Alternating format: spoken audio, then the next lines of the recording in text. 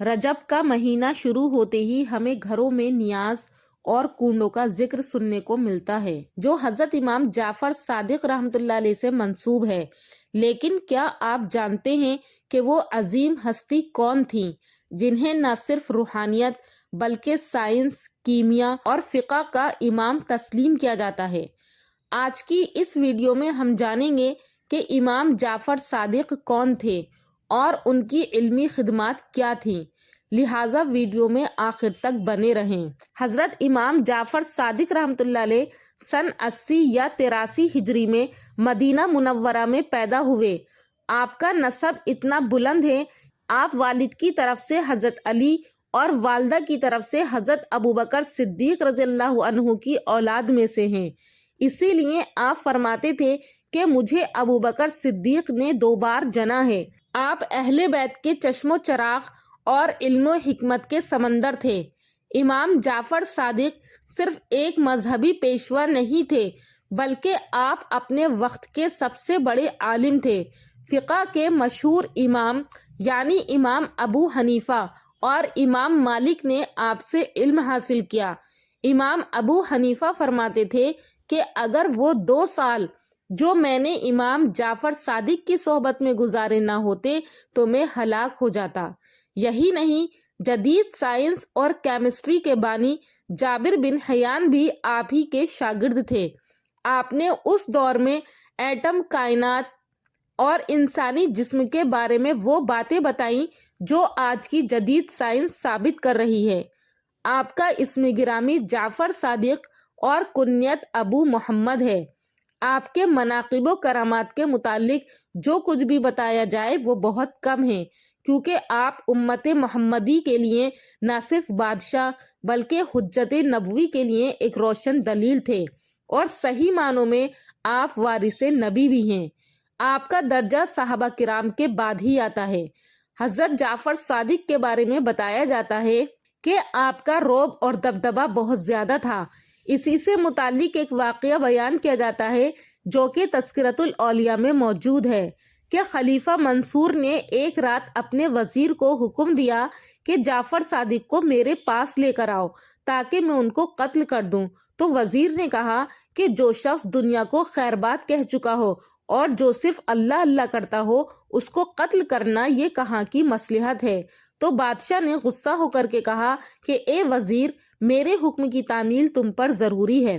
चुनाचे फिर वो वजीर मजबूर होकर जाफर सादिक को लेने चला गया।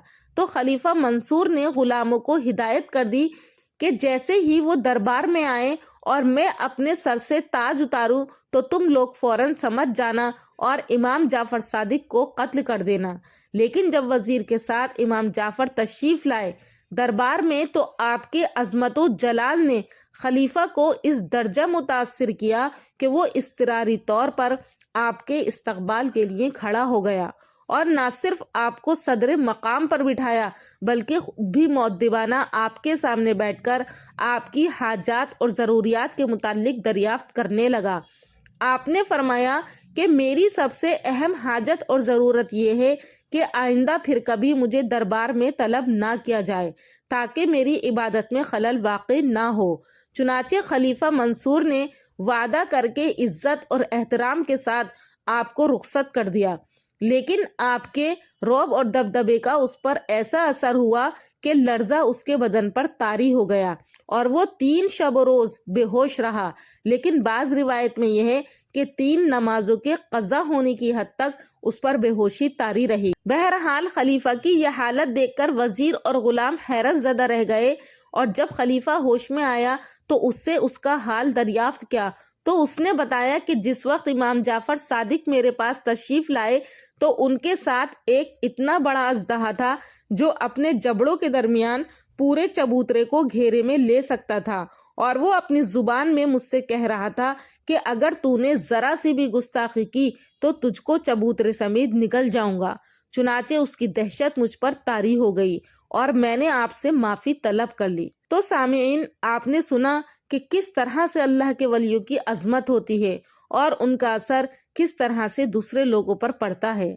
इसी तरह एक मर्तबा حضرت داؤد طائی نے آپ کی خدمت میں حاضر ہو کر آپ سے عرض کیا کہ آپ اہل بیت میں سے ہیں، اس لیے مجھ کو بھی کوئی نصیحت کر دیں، لیکن پھر آپ کیا ہے خاموش رہے۔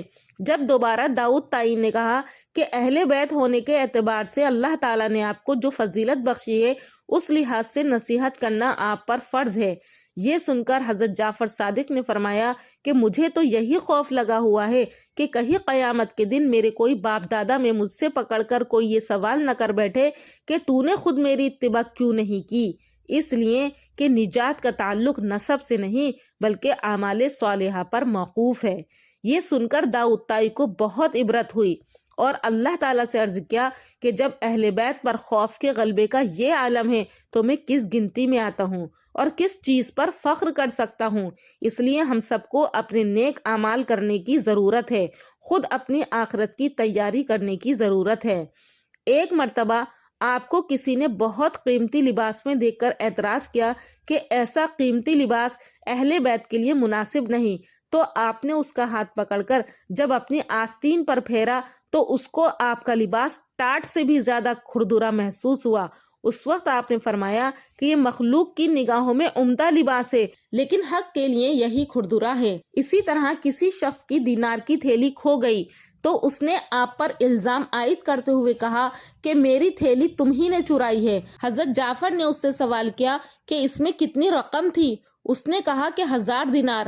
چنانچہ گھر لے جا کر آپ نے اس کو 2000 دینار دے دیے اور بعد میں جب اس کی کھوئی ہوئی تھیلی کسی دوسری جگہ سے مل گئی تو اس نے پورا واقعہ بیان کر کے معافی چاہتے ہوئے آپ سے رقم واپس لینے کی درخواست کی، لیکن آپ نے فرمایا کہ ہم کسی کو دے کر واپس نہیں لیتے ہیں۔ پھر جب لوگوں سے اس کا نام معلوم ہوا تو اس نے بے حد ندامت کا کیا ہے اظہار کیا۔ اسی طرح ایک مرتبہ آپ تنہا اللہ اللہ کا ورد کرتے ہوئے کہیں جا رہے تھے، راستے میں ایک اور شخص بھی اللہ اللہ کا ورد کرتا ہوا آپ کے ساتھ ہو گیا۔ اس وقت آپ کی زبان سے نکلا کہ اے اللہ، اس وقت میرے پاس کوئی بہتر لباس نہیں ہے۔ چنانچہ یہ کہتے ہی غیب سے ایک بہت قیمتی لباس کیا ہے نمودار ہو گیا اور آپ نے زیب تن کر لیا، لیکن اس شخص نے جو آپ کے ساتھ لگا ہوا تھا عرض کیا کہ میں بھی تو اللہ اللہ کا ورد کرنے میں آپ کا شریک تھا، لہٰذا مجھے تو یہ لباس حاصل نہیں ہوا، تو آپ اپنا پرانا لباس مجھے عنایت فرما دیں۔ تو آپ نے اپنا لباس اتار کر اس کے حوالے کر دیا۔ ایسے تھے بزرگان دین جو اللہ اللہ کر کے اپنے لیے غیب سے کوئی بھی چیز منگوا لیتے تھے۔ کسی نے آپ سے عرض کیا کہ مجھ کو اللہ تعالیٰ کا دیدار کروا دیجیے۔ آپ نے فرمایا کیا تجھ کو نہیں معلوم کہ حضرت موسیٰ علیہ السلام سے فرمایا گیا تھا کہ تم مجھے ہرگز نہیں دیکھ سکتے؟ تو اس شخص نے عرض کیا کہ یہ تو مجھے بھی معلوم ہے، لیکن میں تو امت محمدیہ سے ہوں، جس میں ایک تو یہ کہتا ہے کہ میرے قلب نے اپنے پروردگار کو دیکھا اور دوسرا یہ کہتا ہے کہ یعنی میں ایسے رب کی عبادت نہیں کرتا جو مجھ کو نظر نہیں آتا۔ یہ سن کر آپ نے حکم دیا کہ اس شخص کے ہاتھ پاؤں باندھ کر دریائے دجلہ میں ڈال دو۔ چنانچہ جب اس کو پانی میں ڈال دیا گیا اور پانی نے اس کو اوپر پھینکا تو اس نے حضرت سے بہت فریاد کی، لیکن آپ نے پانی کو حکم دیا کہ اس کو خوب اچھی طرح اوپر نیچے غوطے دو، اور جب کئی مرتبہ پانی نے غوطے دیے اور وہ مرنے کے قریب ہو گیا تو اللہ تعالیٰ سے مدد کا طلبگار ہوا۔ اس وقت حضرت نے اس کو پانی سے باہر نکلوایا اور اس کے حالات درست ہونے کے بعد دریافت فرمایا کہ اب تو اللہ تعالیٰ کو تم نے دیکھ لیا۔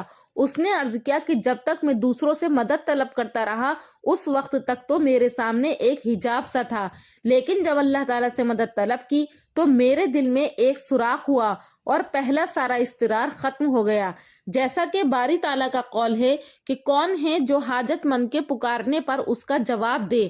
آپ نے فرمایا کہ جب تک تو نے صادق کو آواز دی اس وقت تک تو جھوٹا تھا، لیکن جب تو نے اپنے رب سے مدد طلب کی تو تیرے دل میں ایک سوراخ ہو گیا، اب تو اپنے دل کے سوراخ کی حفاظت کر۔ سامعین، اور بھی بہت سے واقعات ہیں جو کہ حضرت جعفر صادق کے تعلق سے ہیں۔ حضرت جعفر صادق کی چند نصیحتیں ہیں جن سے ہمیں نصیحت حاصل کرنا چاہیے، اور وہ یہ ہیں: جو شخص اپنے نفس کا محاسبہ نہیں کرتا وہ ہم میں سے نہیں ہے۔ خاموشی حکمت ہے مگر کم لوگ اس پر عمل کرتے ہیں۔ عبادت صرف نماز کا نام نہیں، حرام سے بچنا بھی عبادت ہے۔ حضرت جعفر صادق رحمۃ اللہ علیہ صرف کسی ایک فرقے کی میراث نہیں بلکہ پوری امت مسلمہ کا مشترکہ سرمایہ ہیں۔ حضرت جعفر صادق رحمۃ اللہ علیہ کی شخصیت ہم سب کے لیے ایک روشن مینارہ ہے۔ ضرورت اس بات کی ہے کہ ہم صرف نیاز اور رسم تک اس کو محدود نہ رکھیں بلکہ ان کی علمی پیاس اور انسانیت سے محبت کے پیغام کو بھی اپنی زندگی کا حصہ بنائیں۔ اللہ تعالی ہمیں اہل بیت سے صحیح محبت، صحیح عقیدہ اور صحیح عمل کی توفیق عطا فرمائے، آمین۔ اگر آپ کو یہ معلومات پسند آئی ہو تو ویڈیو کو لائک کریں، دوسروں کے ساتھ شیئر کریں۔ اللہ ہم سب کو نیک راستے پر چلنے کی توفیق عطا فرمائے۔ انشاءاللہ پھر ملاقات کروں گی ایک اور اچھے ٹاپک کے ساتھ اگلی ویڈیو میں۔ تب تک کے لیے اللہ حافظ۔